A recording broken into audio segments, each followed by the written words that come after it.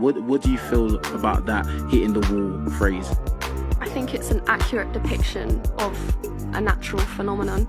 I think that women do reach a certain point in their life where their value, when I say value, I mean value in the eyes of men specifically, does decrease when they reach a certain age.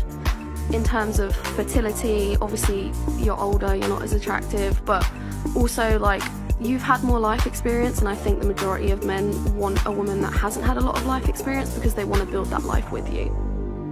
I'm sitting here with just this horrible realization. I have spent most of my days figuring out how I can become physically, mentally, financially, spiritually healthy enough to be able to afford and take care of a child. And not only have I taken that time, but I've done the math, and it does not work out. I am not young enough, or fertile enough, or financially stable enough to even do another round of IVF. And at 36, like, I'm sorry, like, you're gonna say, like, you have time. Like, I don't. Because I can't spend another minute of my life trying to make something work when I'm just fighting upstream. I don't have a support system. I don't have the money. I don't have the resources or the community. And it just kills me. It kills me that I had embryos with my ex-husband that were viable, and they're just gone now. And my future with those children and my life as a mother is just, it's gone. And it's not just that it's gone, it's the fact that it was decided for me by so many other people and factors. And that's what kills me, because it was not my choice. And I'm angry. And I'm heartbroken. As women age, they begin to understand that they will eventually be unable to procreate. This realization can be overwhelming. Women in their mid to late 30s typically experience this realization. This period, known as the wall, refers to the upcoming period when the biological clock begins to slow down and eventually come to a stop. Many women are not prepared for this reality. For over 20 years, women in their early 30s have been successful in attracting men's attention. Males as young as their early 20s and as old as their 50s and 60s desire to date women in their prime. Young ladies have received attention from men of all ages and social backgrounds who have shown them love and given them validation. Many women have told stories of how, when they were in their mid-20s, dodgy 50-year-old guys would hit on them, and how, when they turned 25, high school boys would try to get them to go on dates with them. Men of all ages usually pursue these women.